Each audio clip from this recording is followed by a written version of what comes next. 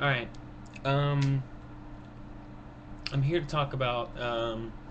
I guess I'm just throwing this out there. I haven't even really thought of what I was going to talk about. I just kind of went, okay, I'm going to get on camera and start talking to see what comes out. Not a good idea, but I'm going to wing it. Okay. Well, this whole business about the root key of the PlayStation 3 being found by a hacker. Um, Well, like, and Sony's response to it is they're trying to figure out some way to fix it. I think they just know that they're fucked on the thing. I personally don't like touch my PlayStation or hack it or anything just because of the fact that it's gonna be. I don't want to risk breaking it because I'm poor and I don't want to have to worry about a new PlayStation. But like my opinion on it, it's all good. It's all fine. I mean, I like the idea of hacking a PlayStation. Not really hacking it, putting your own homebrew onto there. Um, and like, I mean, I don't have a Wii. I want to play Mario. I want to play Donkey Kong or something. It'd be cool to play it on my PlayStation, which it's fine with me. I mean, it's cool. Whatever. I don't care. They're good games. I like Super Nintendo. I like those old games. But well, I mean, the first problem with Sony is that people are saying that they took out the ability to install your own OS, which was really dumb, and so that caused people to start like hacking the PlayStation. And which, to me, I didn't really use the feature that much because I didn't have a lot of space anyways. So what? Big deal. Now I got 320 gigs. I still wouldn't use the feature anyways because why? I got a computer. I'm not, I won't use a lot of stuff. Same stuff a lot of other people use. I don't know. I just didn't find it as necessary when you have a computer right here that you can just do whatever with. And you just plug your computer into there and plug a controller into your um, computer, and you can use whatever homebrew on there. It's just kind of unnecessary to use it on your PlayStation. Anyways, the biggest issue with me of the PlayStation, I love the PlayStation 360 is okay.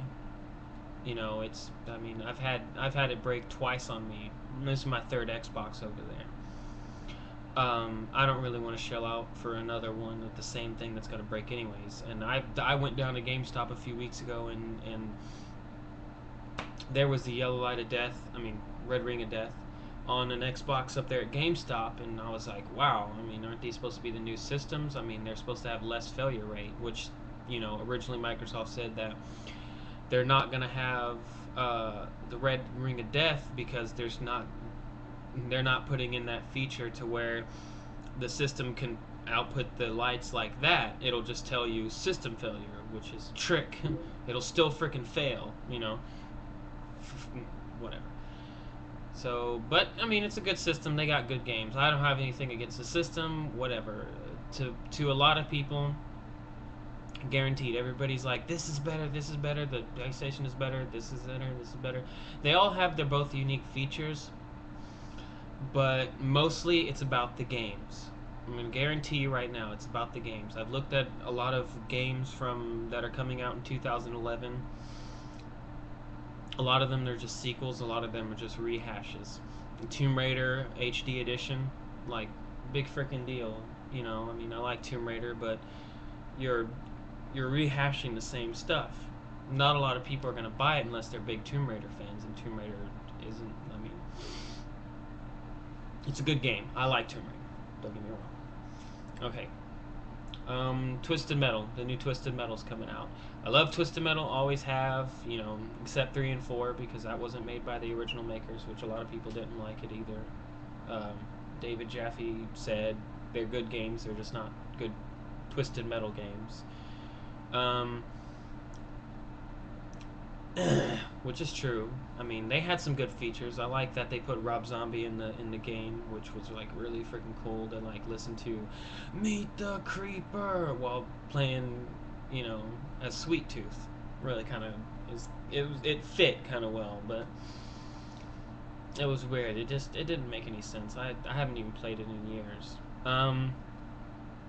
The other thing, is Uncharted 3 is coming out.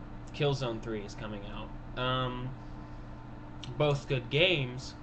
Not a huge fan base though. I mean, Uncharted is a great game, but you don't have like solid hits. Like, I mean, they're good games, but nothing uh, groundbreaking about them, I guess. I mean, Uncharted has groundbreaking graphics. Twisted Metal has the use of helicopters now, fully destructible objects, stuff like that. Nothing really like amazing. Or of course, what I'd like to see is a Mercenaries 3, and them to make up for the stuff that they messed up on Mercenaries 2. Mercenaries 2 was okay, but it wasn't a great game. It just the game felt too loose. Going out there and trying to find missiles just so you could stockpile them to use them, and then go and find gasoline to stockpile that to be able to use the missiles and use airstrikes and use supply drops. It's just tedious. It's just like it wastes so much time in the game, and the game you shouldn't have to procure missiles. Like, that doesn't even make any sense. Who the fuck is gonna put a missile in the middle of Venezuela? Just fucking missile right there, just sitting right there. Like, who the fuck does that? Like, some careless fucking Venezuelan, you know? Like, bunker buster missiles. Like, man, how unsafe is that, anyways? On top of that, who puts a big fucking pile of cash out there? For people who know what I'm talking about and have the same gripes, that doesn't make any sense in me. I can understand one of these missiles being out there and kind of not like piled up or something. I mean, if there was some sort of like explanation for it, something that made it make sense, like there was a plane flying over and it got shot down by SAM missiles and it dropped its cargo and it's this. But there's no explanation given in that game. I don't know. To me, it just doesn't bode well.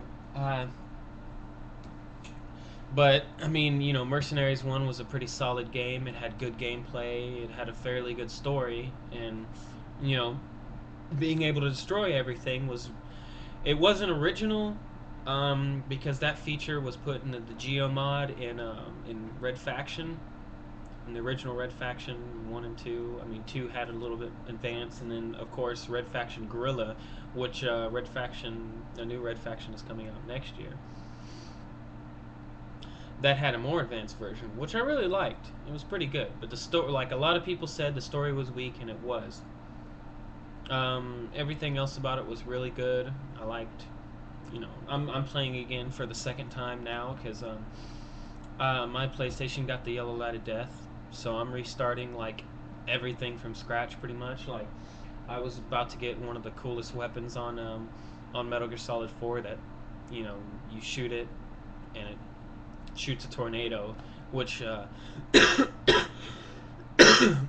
on the weekends it's half price for Drebin points on in Drebin shop, which I was really close to getting it because I'd rather get that than stealth camo, just because I don't know, it just seems a lot more practical and a lot funner. I mean, I play the game to use its stealth factor, and I'm gonna get some stealth. Although it's not like a totally useless item. It's a good item. Um, Things that I really have a gripe about in game wise. Way of the Samurai. 1 was really good. I mean, 1 was groundbreaking. It was an awesome game. PlayStation 2, made by Spike, of course, and Acquire, and it was really cool. I mean, it had a lot of stuff no other samurai game had in the past.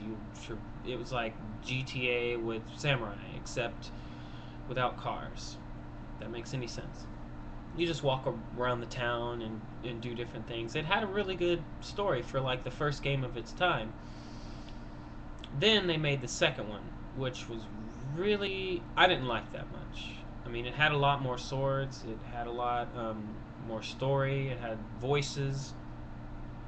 Instead of people walking up, you walk up to people and they go, "Ugh!" And it's like that was kind of funny in the first one though. That was a feature that I kind of wish that they kept, sometimes.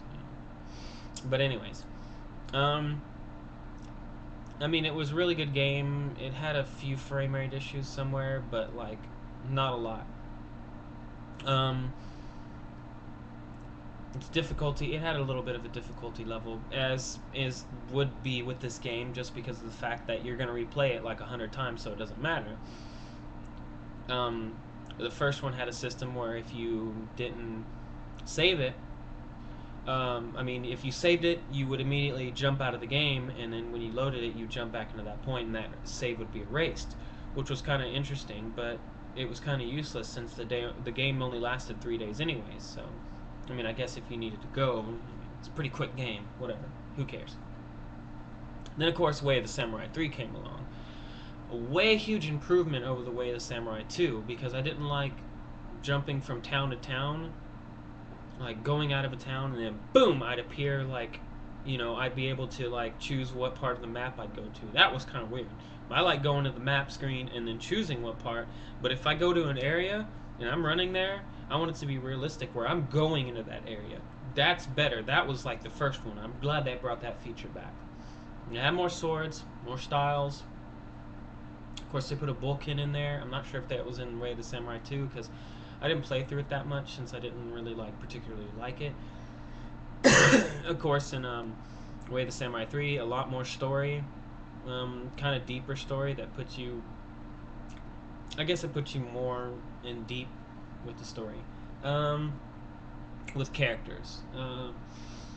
You grow more attached to it like you did in the first one. Unlike the second one where you feel so detached, you just feel like a wandering samurai in a town and you're just driving the story along.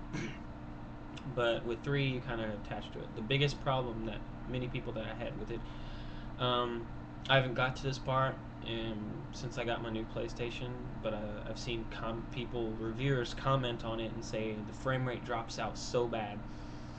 And I've experienced this, and it was part of the main part of the storyline right at the end, which is like one of the biggest battles.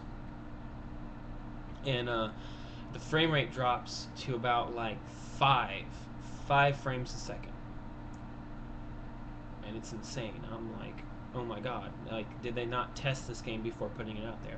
Of course, Way of the Samurai 4 is coming out this year, according to a lot of people, and it's going to be better. The thing I'm most excited about, which a lot of people are excited about, I'm guaranteeing you this, is the next Elder Scrolls, Skyrim. There's not much information on it yet, but from what I gather, there's dual swords. You can dual wield. You can forge your own weapons. I'm gonna take that lightly, in saying that there's gonna be like a lot of leeway in this feature, like not like Fable 2 where you're forging swords and you're just sitting there like, something stupid like that just to gain money, but you can actually forge your own sword, which would be kind of interesting. Of course, the whole place, Skyrim, is snowbound, and which I like. I mean, they're not using Game Bro anymore. They're using a new system that's built internally, which was really good. And besides those games, I'm gonna leave. I'm running out of time here. I'm gonna leave with this comment about Bethesda and Interplay, where there's this whole legal issue between them.